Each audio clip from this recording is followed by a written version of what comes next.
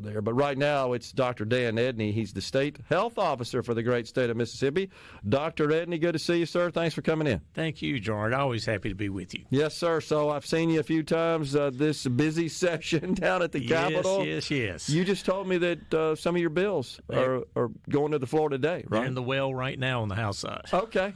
All right. Well, tell us about those bills. What are you working on? Well, the main things we're working on, we're trying to just improve our financial sustainability through things that we do internally to try not to be as much of a strain on the state general fund. And so we have some bills that adjust some fees, that open up some special funds that we can pivot to more high priority use that right now are hard to spend. One was just the procurement process for state public health lab, which is very specialized. It's the highest level lab in the state, bio level 3.5, almost as high as you can get. Procurement process that is what it is, costs about $500,000 more just overhead than necessary, and just getting some relief in things that will reduce the overhead of the Department of Health. So, this year my budget request was very modest, basically level funding for the agency, which you and I know means a cut.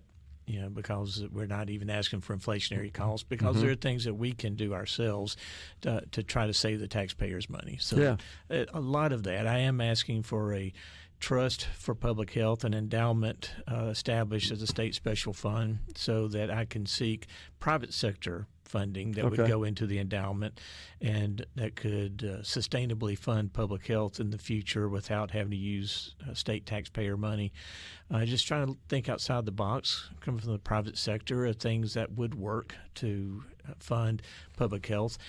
I am concerned because at the federal level it's very clear that there are going to be significant cuts, and just trying to position there because 70% of our funding is federal funding. So if the CDC takes a 20% cut, then that flows out to us and will be a substantial impact to us.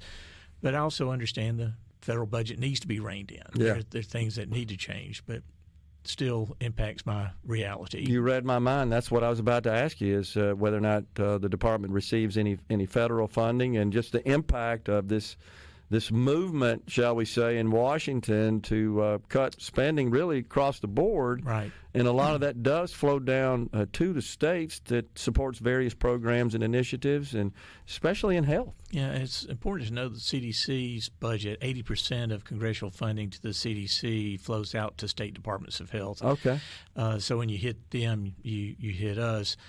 But also, we all know the federal budget has to be brought under control somehow, and we're happy to do our part, but still got to run those county health departments, got to keep the water clean, got to keep the hospitals safe, got to make sure the food in the restaurants are safe, and that we can attack outbreaks as they occur, which they happen every week. We have an outbreak of something every week that the Department of Health has to get our arms around and contain. And, our mission is to protect and advance the health, well-being, and safety of everyone in Mississippi. So we are one of the state agencies, one of the few that actually touches every life every day. I'm proud to say we have already protected your family today, Gerard, and we have protected the families of everyone listening today by keeping the water clean and the prepared food safe and nursing homes safe, and just all the way across the board, all of our regulatory action and our public health programs that promote the health of the state. Well, that's an important point, because the state health department does have some responsibility by statute, right, with respect to our water supply. We do. That is specifically, we have statutory obligation to test the water to make sure that water production facilities around the state are in compliance with the Safe Water Drinking Act. Okay. I mean, that's how we ended up with the issues in Jackson, correct? It was actually intervention of the Department of Health to alert the governor and everyone else that we have a problem. And then I believe the governor, was able to exercise some statutory authority, right, to take control of the water system. That's right. Yeah. Okay. Well, the federal government, as you know, the another program that is in the crosshairs is the Medicaid program. And there's talks on the Hill, Kaiser Family Foundation, which is I find to be really a foremost authority on healthcare policy, certainly at the federal level. They published an article today. The Hill published one yesterday, and it's really digging into what the House and the Senate are thinking about as they just do a thorough examination of all government spending and where some cuts could be made. And Medicaid is one that seems to be in the crosshairs. Maybe even talking about converting the system to a block grant funding model. Right.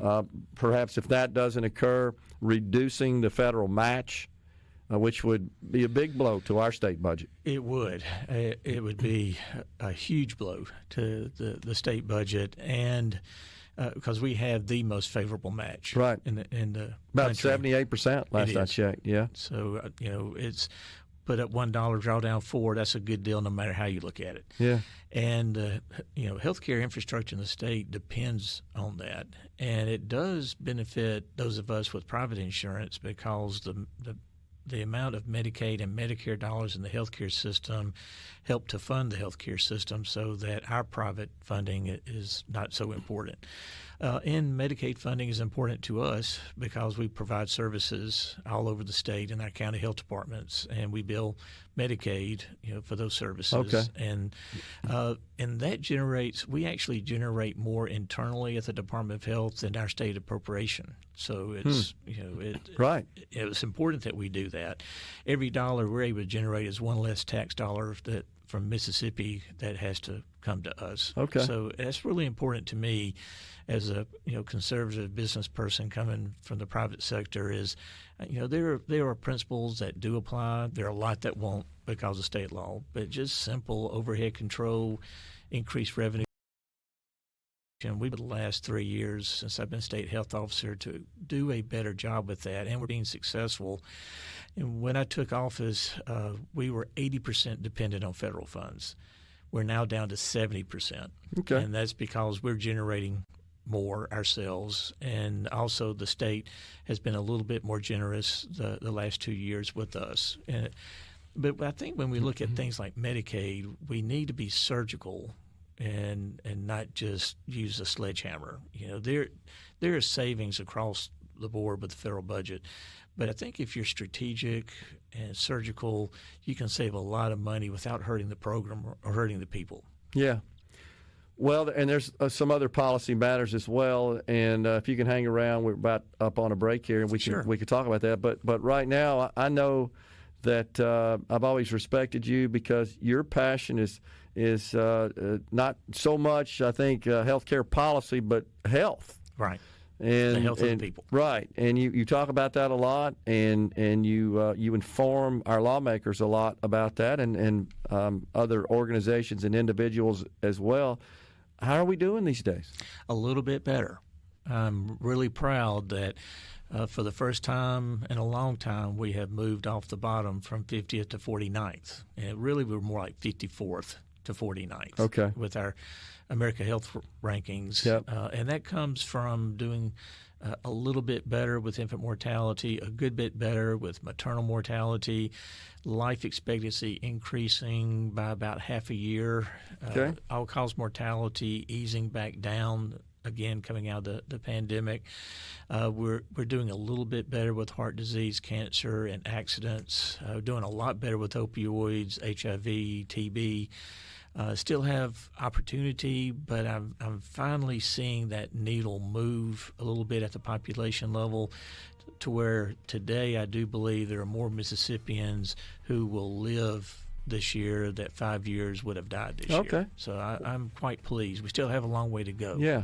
But starting to see some improvement. Well, that's good. That's good to hear that there's some improvement there. On the other side of the break, I'd like to get your thoughts on some of the other legislation. Sure. The nurse practitioner, for example, the bills there that would maybe expand that a bit, and then the certificate of need changes as well. Yeah. That have been talked about. We got Dr. Dan Edney.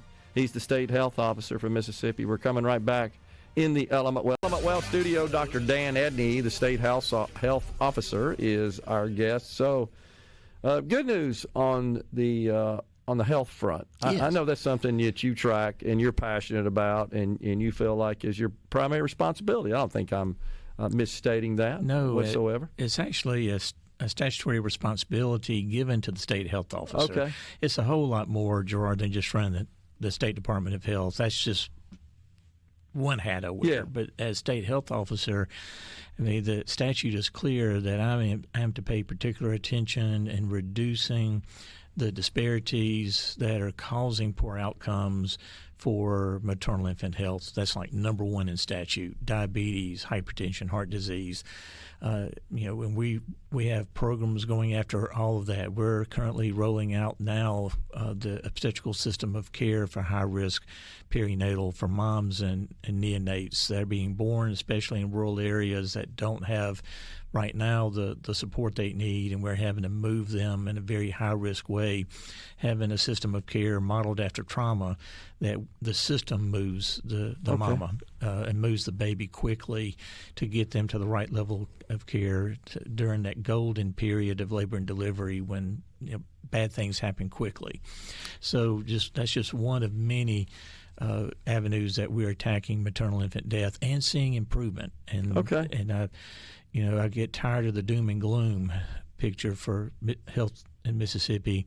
Our doctors are as good as anybody's. Our hospitals are statistically proven to be as good as anyone's. It's just the health of our population is not, and that's multifactorial. Yeah. Access to care being a big part of it, which is really complicated. Sure. It's not just one thing that causes access to care issues, but there are public health programs that are validated to show that we can improve our outcomes, and they're starting to bear fruit, and I'm really excited about that. Okay.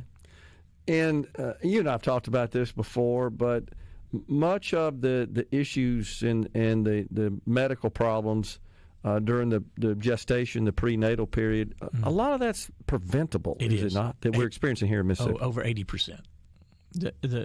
When we look at maternal and infant death, we're looking at maternal death for sure. More than 80% of those deaths are preventable. When you take out genetic malformations with newborns, the rest of those deaths are almost totally preventable. Wow. Almost 100% preventable. And prenatal care is everything. Is education a part of this as well, Dr. Edney? Absolutely. You'll be, and if you pay attention, you'll see us rolling out campaigns periodically that's really raising awareness and pushing out simple principles. Infant death, there are 3 principles that will save so many babies, just not co-sleeping with infants, putting babies with the back to sleep principle of laying them down to sleep on their backs. That saves lives. Wow. Just very simple things that people don't know unless you teach them. Wow. So we got some work to do there, but the good news is that's a pretty simple solution in that we just got to get the word out and get people to, I guess, consume this education. And primary prevention is the way to go. That's getting way upstream. It's the most cost-effective thing we can do when you educate people on simple behavior changes that make a huge impact. So with infant death, a lot of it is primary prevention. Moms, especially our Medicaid moms, seeking prenatal care early. Yeah. And then, with those babies, you bring them home, back to sleep, no co-sleeping. I know it's hard when they're screaming all night, but, we lose babies every year being strangled in the bedclothes. Dang. Mama waking up the next day with a baby dead in the bed. So these are just things we have to change so that we have more babies getting to celebrate their 1-year birthday. And that's really, if we can get them to age 1, then we have a much better chance to get them to age 50. Wow, that's incredible. Well, man, we got to do that. Public health's important. I know you know that. Well, I don't want to try to prioritize the economic aspect of this over the human aspect, but there's an economic cost to this as well. Yes, with maternal infant death, we have had a healthcare economist calculate for us that our current poor outcomes are costing Mississippi about $4 billion a year. And we're only talking of less than 400 deaths. Wow, costing us $4 billion a year. And then, when we shared last time, when you loop in heart disease, cancer, and accidents on top of maternal infant death, and we're up to $25 billion a year. Incredible. Negative impact to the economy, and some low-hanging economic development right there. Just all of us working together to make the health of the public better. Legislation that was always controversial, that would extend some additional authority to nurse practitioners, and in particular the CRNAs, right? The nurse anesthetists. I think I said that right. Yes. What's the status of that? I can't remember right now. So thanks a lot, Yeah. Jordan.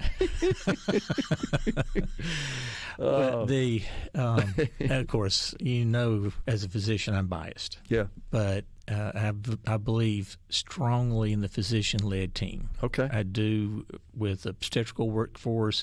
I believe we can extend the obstetrical workforce much more powerfully by having OBs help to lead teams that include family medicine, OB specialist, and licensed certified nurse midwives working together as a team. We can augment the workforce without training a whole lot more OBs, which we just aren't able to do. Shortage, right? Oh, absolutely. And half the OBs we train in the state leave the state. I've heard the same thing. So I'm real proud that in Meridian they have the OB fellowship being added to their family medicine program. That will help. But I've been a doctor in Mississippi for 34 years, and I have depended on APRNs and most recently physician assistants to help me get the job done, because there's no way I could do it by myself. So I value them very highly. Health department employs a lot of nurse practitioners. When I took over, there were 12 for the state. We're now up to over 30. Probably going to need 40 as we expand our clinical services. So I believe in any professional being able to practice their profession at the full extent of their training and experience, and that comes through licensure.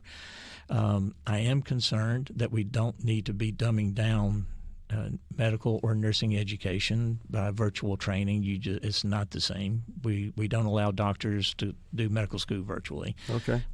I believe we don't need that mid-level should be doing a lot of virtual training. It needs to be what historically has proven to work. And what you mentioned, if we're going to expand practice authority, then we just need to be careful with it. And I personally believe in a pathway to more broad practice authority that's tightly regulated. Physicians are heavily regulated. Sure. And that we demonstrate a pathway of high-level expert training, experience, no disciplinary action, good quality, and as that's demonstrated over time, then if we choose to expand practice authority, to me I think that's a wise, safe way versus just carte blanche. Okay. It's just an item for consideration for whatever my opinion is worth. At the Department of Health, we do a really good job valuing the practice authority of our APRNs, and we do it collaboratively, but they are out on the front lines taking great care of our patients, and I trust and value them to an extremely high extent. So let's talk about, before you go here, the Certificate of Need statutes, which there's some legislation that would at least reform that a little bit, right? That's Yes. Being considered. The House bill is fairly significant with its changes. We'll see how the Senate receives it, but eliminating the need for CON for perinatal care and substance abuse and certain psychiatric components, which Board of Health endorsed. And then also for hospitals that are already doing inpatient dialysis, allowing them to do outpatient dialysis if they choose without having to fight through the CON process. Another Board of Health recommendation, that's in the statute. We'll see how the Senate receives it. I think those are all reasonable things that can be done to open up access and healthcare investment in a safe way. Makes sense. Dr. Dan Edney, the State Health Officer, has been our guest on Middays. Always good to see you, Dan. Thanks for coming in. Likewise. Thank you. We're coming back in the Element Well studio.